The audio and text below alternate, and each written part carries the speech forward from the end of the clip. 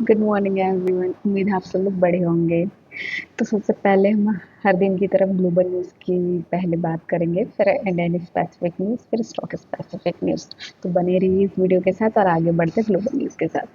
तो S&P global ने भारत को सॉवरेन क्रेडिट रेटिंग अपग्रेड करके BBB- से BBB कर दिया है। S&P की इस रेटिंग से अपग्रेड से एक स्ट्रॉन्ग सेंटिमेंट बूस्ट मिला। 2007 के बाद पहली बार ये BBB में अपग्रेड किया गया है। अराउंड आफ्टर 18 इयर्स के बाद ये किया गया है।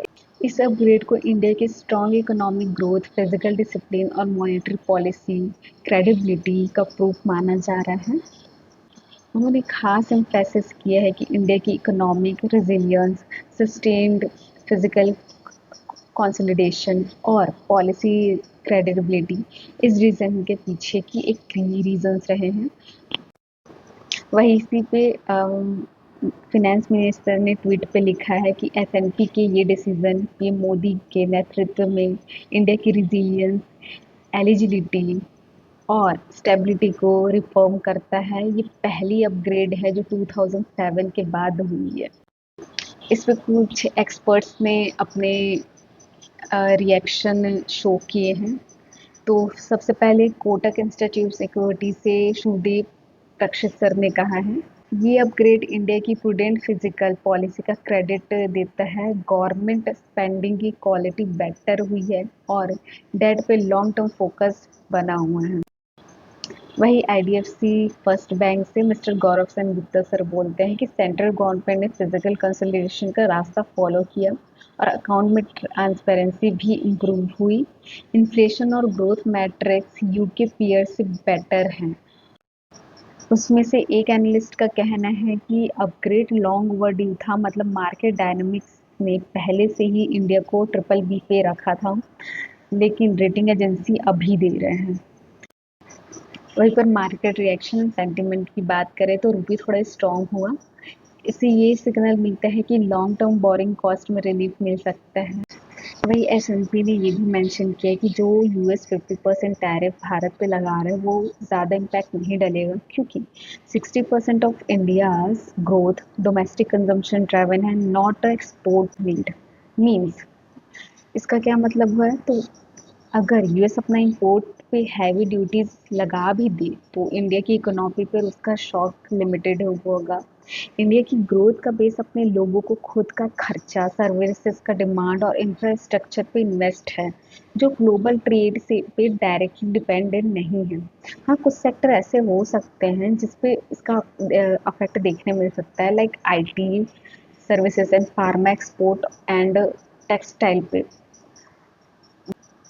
लेकिन FMCG, बैंकिंग, रिटेल्स और इंफ्रा जैसे सेक्टर लगभग अनअफेक्टेड रहेंगे। ये चीज़ इन्वेस्टर के लिए एक पॉजिटिव सिग्नल है। इंडिया की long term growth story global trade tension के बावजूद भी स्टेबल है। चलिए फिर हम आगे बढ़ते हैं इंडियन स्पेसिफिक न्यूज़ की तरफ। होलसेल प्राइस इंडेक्स डिफ्लेशन और बढ़ गया है। जुलाई में -0.58% था, वही जून में -0.13% था, मतलब प्रोड्यूसर को अपने माल के लिए कम पैसा मिल रहा है। इसकी सबसे बड़ी वजह क्या है, तो सब्जियों के दाम ऑलमोस्ट फ्री जैसे हो गए हैं। वेजिटेबल्स 28.96% गिर गए हैं।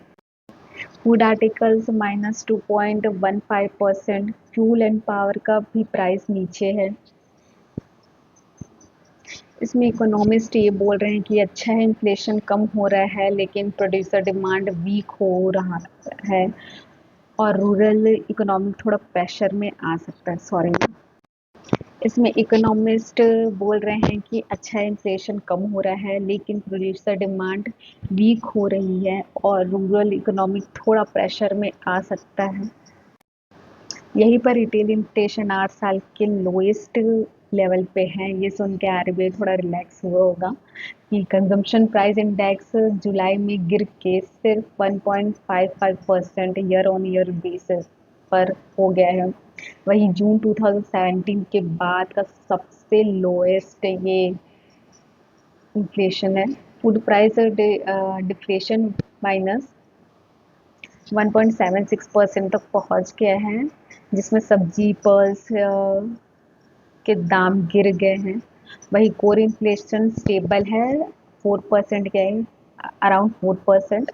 वही एक्सपर्ट बोल रहे हैं ये आरबीआई के लिए अच्छा सिग्नल है ग्रोथ फ्रेंडली पॉलिसी के लिए, लेकिन फार्मर्स को लॉस हो सकता है और रूरल डिमांड गिर सकती है। वही ट्रेड डेफिसिट जम कर गया है 27.35 बिलियन डॉलर तक, जबकि जून में वही 18.78 बिलियन डॉलर था। एक्सपोर्ट्स थोड़ा इम्प्रूव हुआ और 37.24 बिलियन डॉलर पर, लेकिन इंपोर्टर्स एकदम बढ़ गए हैं 64.59 बिलियन डॉलर तक। स्पेशली क्रूड ऑयल और गोल्ड की डिमांड काफ़ी ज़्यादा हो गई है। ये imports surge current account deficit पर प्रेशर डाल सकते हैं, लेकिन ग्लोबल डिमांड इम्प्रूव हो रही है, तो एक्सपोर्ट के लिए पॉजिटिव सिग्नल है। देन नेक्स्ट हम इंडियन स्टॉक स्पेसिफिक न्यूज़ के बारे में बात करेंगे, जिसमें सबसे पहले हम विप्रो की बात करेंगे। तो विप्रो स्टॉक आज अच्छा रैली करता हुआ क्लोज हुआ है अराउंड 2.1% गेन के साथ। रीज़न इसका ये है कि Q1 अच्छे अर्निंग्स थे, स्ट्रॉन्ग ऑर्डर बुक्स थे और आईटी सेक्टर में ग्लोबल डिमांड इंक्रीज हुआ है। वहीं विप्रो ने रिसेंटली डिजिटल सर्विसेज में नया क्लाइंट्स कॉन्ट्रैक्ट्स अनाउंस किए हैं। वहीं नेक्स्ट हम इन्फोसिस की बात करेंगे, जिसमें इन्फोसिस में भी बाइंग प्रेशर देखने के लिए मिला। 1.7% गेन के साथ क्लोज हुआ। इसका रीज़न Q1 अर्निंग्स में स्टीडी ग्रोथ और मार्जिन इम्प्रूवमेंट इन्वेस्टर का कॉन्फिडेंस बढ़ा रहा है। और वहीं मैनेजमेंट ने ऑप्टिमिज्म आउटलुक दिया है फॉर 2026 फाइनेंशियल ईयर। हम एटर्नल की बात करेंगे, तो एटर्नल का स्टॉक 3.5% ऊपर गया। इसका रीज़न मेनली हेल्थ केयर और फार्मा में एक्सपेंशन के लिए, और सेकंड मार्केट में इसके रिसेंट एक्सपोर्ट ऑर्डर्स न्यूज़ को पॉजिटिव रिएक्ट किया गया है। देन हम बात करेंगे टाटा स्टील की, तो टाटा स्टील थोड़ा प्रेशर में देखने के लिए मिला। 1.1% माइनस गिरावट के साथ क्लोज हुआ है। रीज़न इसका ये है कि ग्लोबल स्टील प्राइसेस में सॉफ्टनेस और रॉ मटेरियल कॉस्ट का इम्पैक्ट हुआ है। वहीं Q1 में रिजल्ट में मार्जिन थोड़े कंप्रेस हुए हैं। फिर हम बात करते हैं अदानी पोर्ट्स की, तो अदानी पोर्ट्स का स्टॉक -0.9% नीचे रहा। शिपिंग इंडस्ट्री में कार्गो वॉल्यूम ग्रोथ थोड़ी स्लगिश रही है इस क्वार्टर, और कमोडिटी ट्रेड्स स्लो होने का असर पोर्ट्स टैरिफ पर पड़ा है। फिर हम बात करते हैं हीरो मोटोकॉर्प की, तो हीरो मोटोकॉर्प में थोड़ी प्रॉफिट बुकिंग हुई देखने के लिए मिली। स्टॉक -0.7% पे बंद हुआ। सेक्टर में फेस्टिव डिमांड एक्सपेक्टेशन के बावजूद ग्लोबल सप्लाई चेन इश्यूज और रॉ मटेरियल प्राइसेस का प्रेशर देखने के लिए मिला। सेक्टर वाइज देखें तो कंज्यूमर ड्यूरेबल 0.75% के अप में था। वही आईटी सेक्टर 0.4% के अप में था, जिसमें स्ट्रॉन्ग आईटीसी स्ट्रॉन्ग दिखा और इन्फोसिस स्ट्रॉन्ग दिखा। वही मेटल सेक्टर डाउन था, जिसमें Tata steel JSW steel weak दिखे, और ऑयल एंड गैस थोड़ा वीक था। रिलायंस एनर्जी स्टेबल था। रियलिटी देखेंगे तो रियलिटी नेगेटिव ट्रेंड में है अभी फिलहाल। तो कुछ फोकस स्टॉक्स भी हैं, जिसमें भारत डायनेमिक्स है, जिसमें मोतीलाल ने न्यूट्रल टू बाय की रेटिंग दी है, टारगेट 1900 की है।